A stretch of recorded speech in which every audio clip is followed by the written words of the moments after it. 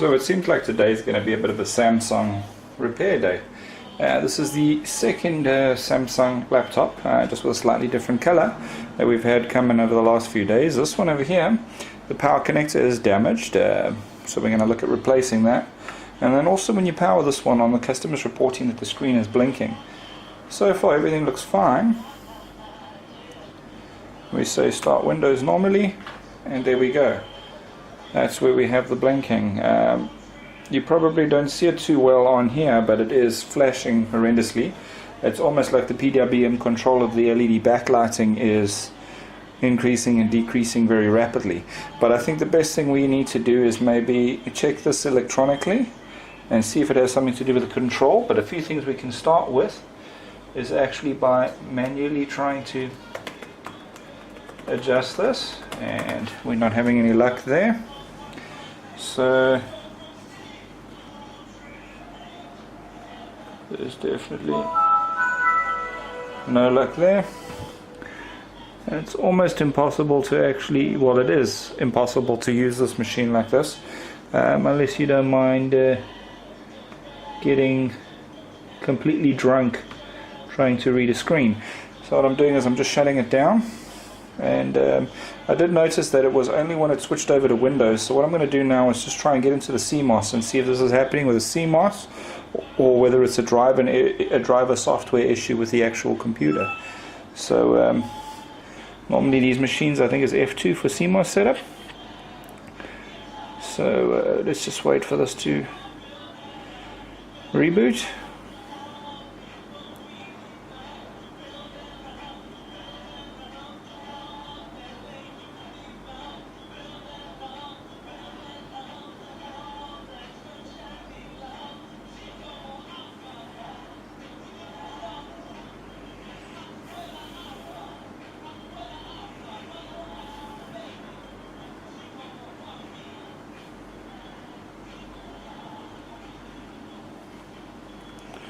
So basically, before we go and start pulling things apart, you see, now this is the CMOS or the BIOS setup of the machine, and as you can see, same issue. Let's just see if this BIOS can test the voltage rails. No, it can't.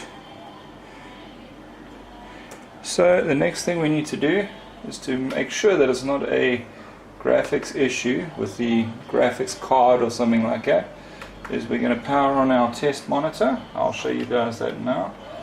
And we're going to plug in a VGA connector onto the laptop and see if we get a clean signal. So let's just move that a little bit to the side, and let's plug in a VGA cable.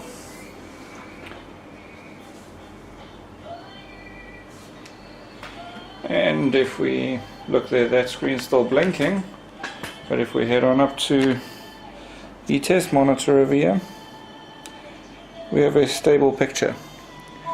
So I'm leaning on towards thinking this is probably an issue with the backlight control of the machine, and for that reason we need to get inside and take a look. So let's power down.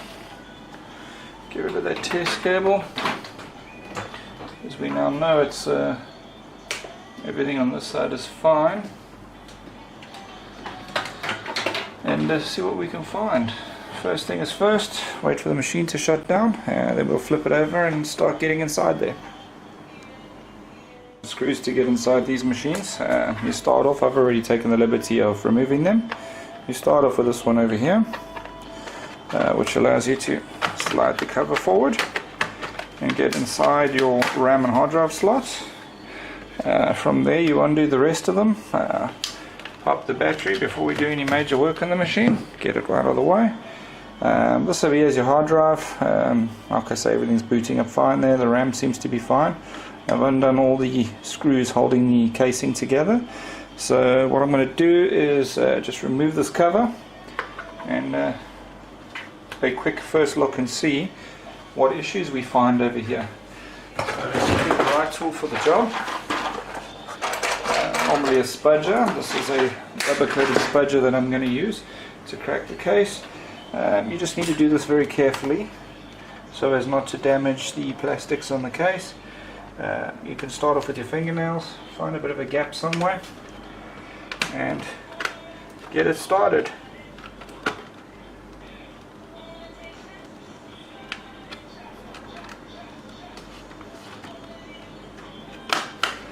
Once you've got it started, it goes quite easily. Again, taking care not to break any of the clips, just to gently pry them open so that the customer doesn't get back. I've seen some laptops come into my repair store that have been repaired by other places where they've actually butchered the casing in the opening process, especially the keyboard type opening on laptops. It's very common that these things seem to get damaged, and I have no idea why, because it just takes a little bit of care and finesse and you get into the machine without any issues whatsoever.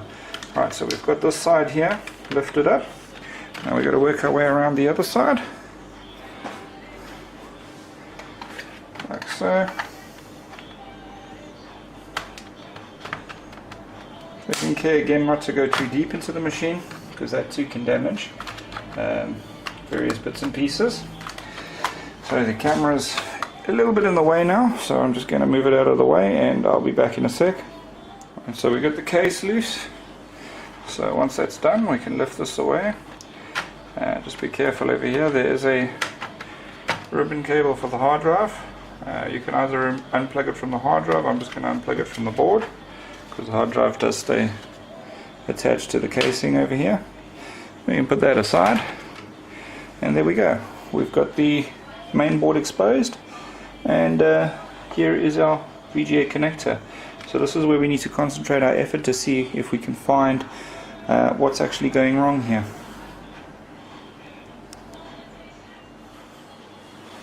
Right, now what we're going to do here is we're going to do a few measurements on the main board, on the oscilloscope, to see if we can see what's actually going on with the backlight on this computer.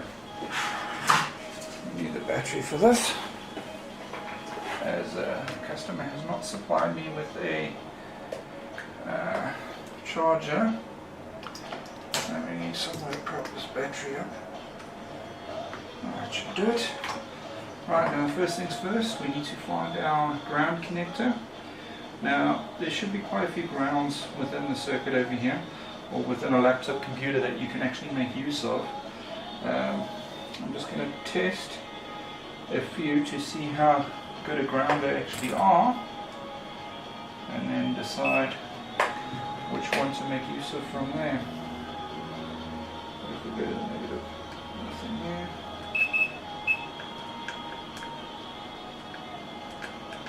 Technically should be a ground, but it's not, so I think we need to go into one of these terminal screws over here. That should be a ground point.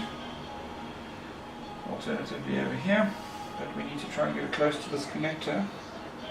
So let's clip onto this ground over here.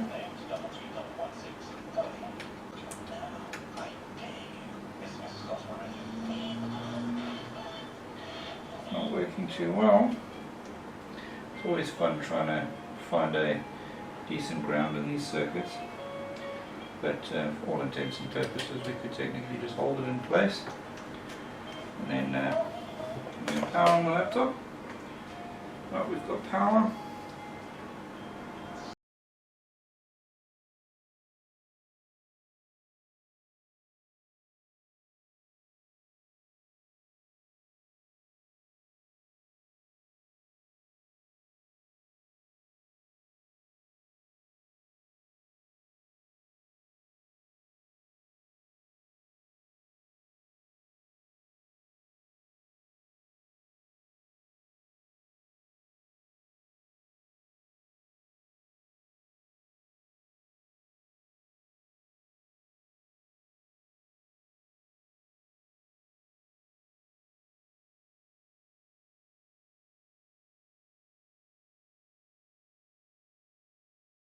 I don't know if this is a data bus or what, Like I said, we don't have any pinouts, but the fact that we've got a capacitor on the line over here leads me to believe it's probably not a data bus.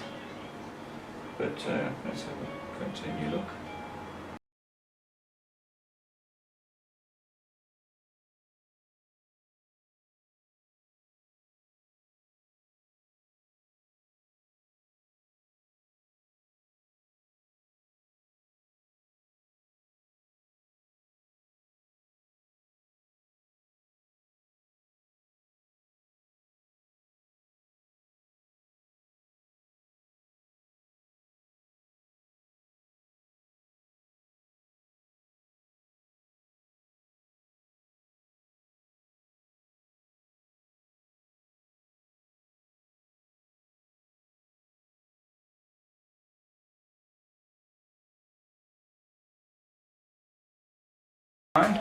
I'll do it off, and when I find the issue I'll be back. Look for the obvious.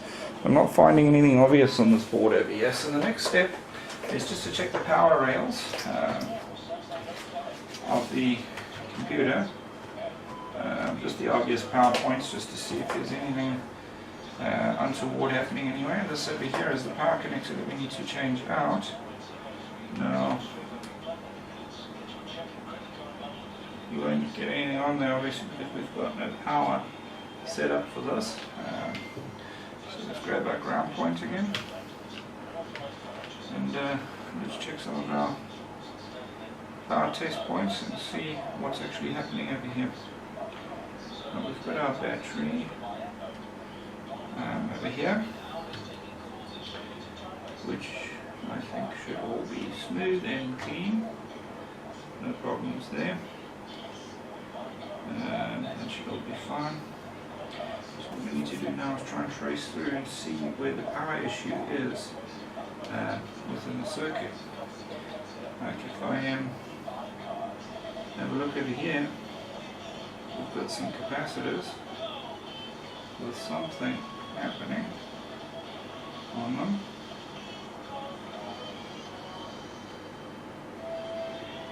It just could be noise that I'm picking up. So what we'll do is we'll take a look with the meter and let's get in here and see what sort of voltages we're seeing.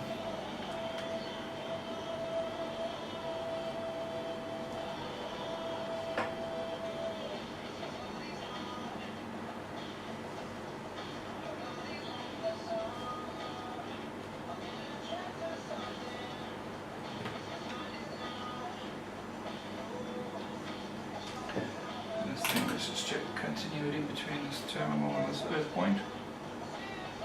29 ohms is a bit high, so let's take this as our ground point and see what we can find.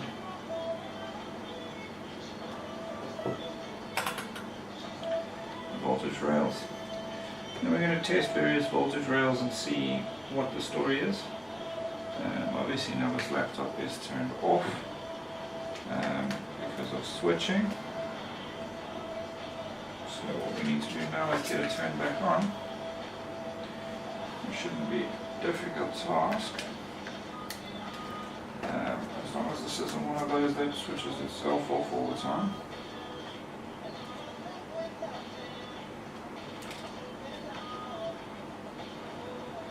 It is. It's going to go to sleep because of a switching mechanism that the screen has internally. So what we're going to do is we're going to jack it up a little bit so that we can work on it. I'd say about there should do the trick. Then we're going to get our battery reinstalled and a bit of a standoff here just to hold the battery in place while we're working. And let's have a look at those voltages. First we power on the unit.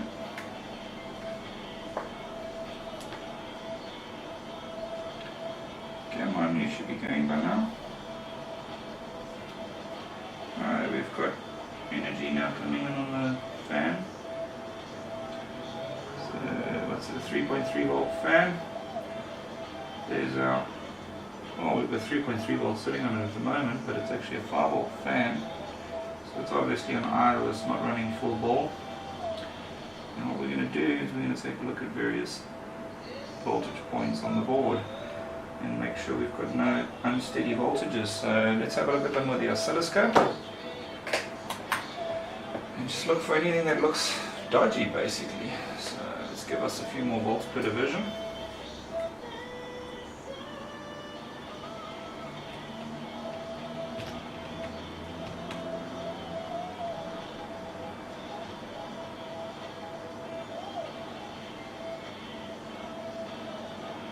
So far, one that I am a little bit concerned about is this one over here.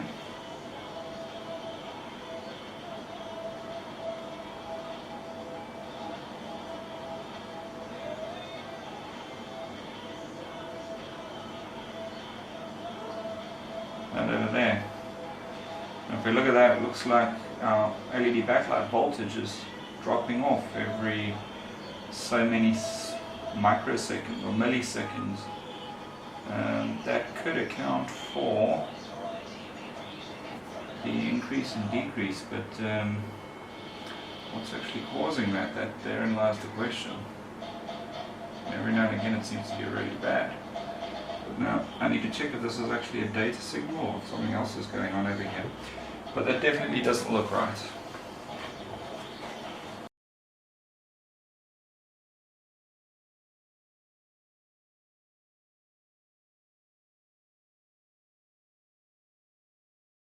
Alright, so we've got most of it clear here.